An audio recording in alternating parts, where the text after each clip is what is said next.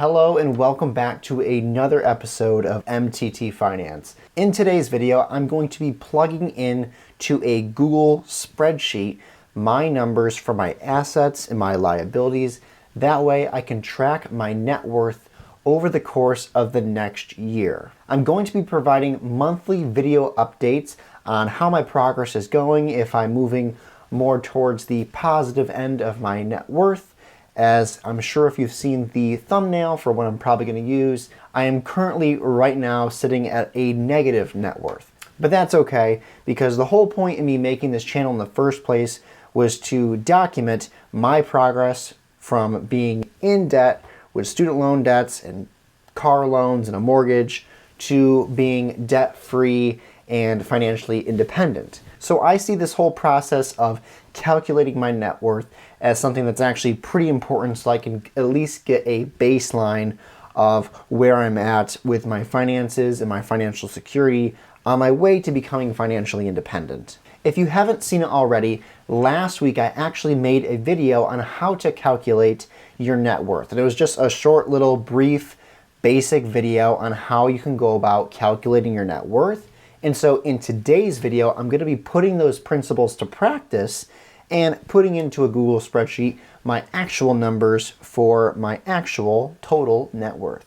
So stay with me. I'm going to be sharing my computer screen with you, and I'll try to keep talking to you, but I'm going to be looking at the screen and punching in some numbers. So let's get started.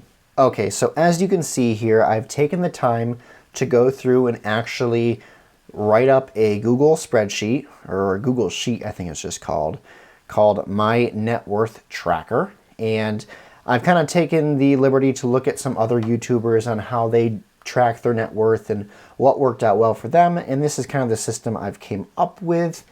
It doesn't really have any of the numbers punched in yet, which we're going to do in this video. I have the numbers right here.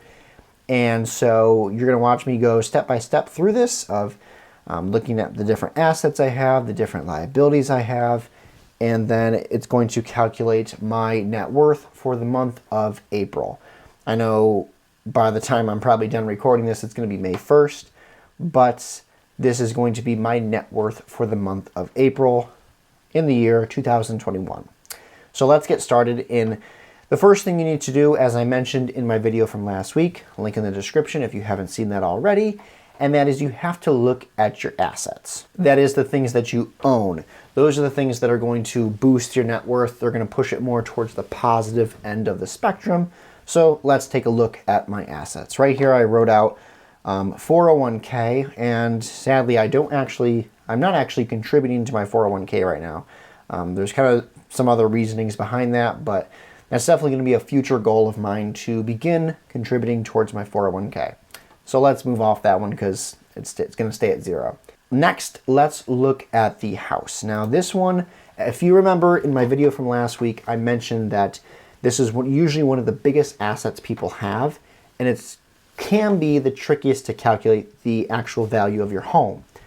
Because in order to calculate the value of your home, it's based on what someone's willing to pay for your house. I would consider my house a very well-furnished house. The person who owned it before me really decked the house out. Like everything that's in it is brand new. It's been completely redone, regutted. Everything is brand new, and I would say even state of the art. Zillow already isn't the best estimator for knowing your home value. So I did look at Zillow, and I think it did rank my home a little bit lower. And so the number that I'm going to plug in here in just a second, I think is going to be subject to change. Thankfully, I do know someone who is close to our family who can give us a home estimate on what they think our house is valued at. But I have to talk to them about it and figure out how to go about that. So I'm going to use kind of the average Zillow number here, which I don't think is that accurate. So this one's going to be subject to change. So the kind of average on Zillow here that I'm putting in is $160,000, which, like I said, I think that's kind of lowballing it, but I kind of rather lowball it than highball it. Moving on there to my car, and what I did for this one is I simply typed in the make, model, year of my car and looked on some popular online shopping sites for cars, such as Carvana and things of that nature, and looked for vehicles with my similar make and trim and color and mileage of my vehicle, same vehicle, and then tried to average some of the prices into there to what I saw. For my vehicle, the kind of average price I saw for my car was $16,500. Did I? Ooh, hoo, hoo, hoo. There we go. So $16,500 for my car. My savings, this is an easy one. You just pull up your bank account or your mobile app for your bank. I listed this as savings, but I don't do my savings account the same way most people do their savings account. The savings account for me is just kind of the place where I stockpile my money. Some people have a specific savings account with their bank that they only dip into for emergencies. That's great. I don't really have my bank account set up like that. So my savings is just kind of my money pit with a bank. So right now, my total savings at the time of filming is $15,211.17. Woohoo! Okay, moving on from that, you may have seen some other videos I've made. I have a TD Ameritrade account, in which case I have a taxable brokerage account and a Roth IRA. Not really going to go into the difference of those two accounts in this type of video. That's not really the scope of this. But one of them is a retirement account. The other one is just a basic investing account, in which case I invest in the stock market. So starting off with my retirement account, my Roth IRA, I haven't contributed what I should have with this account. It's still kind of sitting low. But right now I have $1,065.24. And that one, that's actually had some appreciation because that's not how much I originally contributed. So that's good. And then my regular taxable brokerage account, I currently have $2,480 and a whopping 80 cents. Okay, so that was easy, right? I just took a look at my assets, what I have. Now, what you could do, what I'm not going to be doing, is a lot of times people will look at items they have in their house, such as they'll look at their jewelry or their camera, or their computer or laptop, or other valuables they have, a sound system, other valuables they have in their home. I'm not really going to be doing that in this video, and for the calculation of my net worth, I'm kind of just picking the basic pillars of what would classify as an asset. Some of these being liquid, meaning that it's basically cash, such as my savings account. If I want that money, I just go to pull it right out, transfer it to my checking, and I have the money. Some of them are non-liquid, such as a house, meaning you would have to sell the house, and that's a process, or a vehicle, things of that nature. All right, now let's move on to my liabilities. And liabilities, if you remember from my other video, liabilities are what you owe to somebody else. This is where the debt comes in. So starting off, I have listed here my Sallie Mae loan. I actually have two separate loans within Sallie Mae, but I'm going to be combining them in this document. I have a government loan, also for school. I have a car loan because that's how I paid for my vehicle. And then I do have a mortgage on my home. So let's go ahead and punch in these numbers, because this is what is going to be subtracted from my assets. As you can see up here, it calculated all my assets and gave me a total value of $195,257.21. If that was the end of the story, that would be my net worth. It's not the end of the story, though. I have liabilities. I have things that I owe to other people. So, beginning with my Sallie Mae student loan account, that currently is sitting at the time of this video, $30,541.95. So that's my Sallie Mae loan account. That's the one I'm most aggressively trying to pay off right now. It's the one that's not in deferment, meaning that the interest on that is added daily. So I want that one done away with. One of the accounts on there is, I think, 3.1% interest, and the other one is 7.1%. And so I want that one gone with, done with, paid off as quickly as possible. So I'm being very aggressive with that. When I make a debt update video, I'll talk about what I've done this month to help speed up the process, because This month I was able to put down quite a bit more than I normally do towards my student loan. And up next we have my government loan. This was also for school. This is the one that's in deferment right now. So I have been not contributing to it, not because it's not due, but because I've been taking what would normally go towards my government loan and putting it towards my Sallie Mae loan, which is due and gaining interest.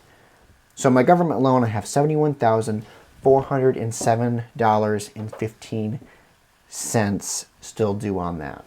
That's a sad number to look at because it'd be nice to see that number in the asset column for something, but unfortunately it's in my debt column. Moving on from there to my car loan. Like I said earlier, I took out a loan to pay for my vehicle. Looking back, maybe it wasn't the best decision. Maybe I should have just gone with a vehicle that was like 3 to 4 years older than the one I have now. You live and you learn and you make mistakes, and then you can help other people not make the mistakes you made. So anyway, my car loan as of my last statement is $8,180.53. All right. So that takes care of the car loan. One last liability I have, and that is my home mortgage. Now this one is another subject to change because when I went to calculate these numbers, I was not able to find a bank statement that showed my current amount still due on my mortgage, because at this stage it's a 30-year mortgage, and at this stage of the ball game, most of my payments are going towards interest and then going towards escrow. Very little amounts of the $1,000 check I write to my bank for my mortgage actually goes towards paying the principal, or how much the home was bought for. So what I did to calculate this number was I looked at the original loan price, and what I did was I took an average of what the principal was on the first check I wrote to the bank, and then just added up how many months I've been paying it, and then subtracted that amount from my original mortgage loan amount to get this number right here, which is $136,284. Boom, there it is. I'm assuming within the next few days, I'm actually going to be getting a new letter in the mail from the bank that says, like, this is how much you owe now, and I would have a more accurate number so I can go back in and change that.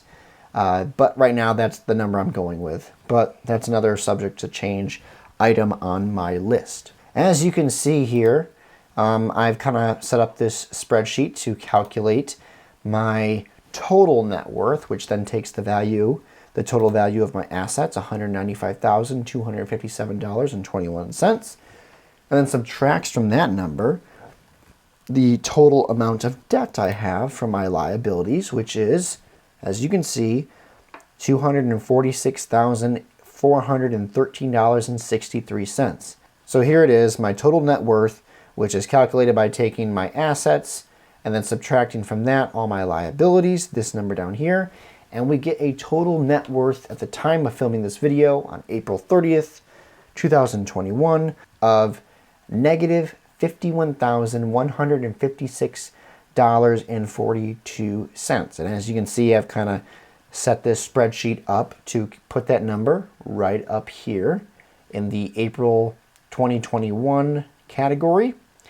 Now, just to kind of quickly point something out, I did a rough estimate of what my net worth was in March, and because I was able to pay off more of my student loans this month than I have in any other month so far, and I calculated that it would be around negative $56,000 in March, and now it's down to now it's up to negative $51,156.42, moving more in the positive direction, which is what we like to see.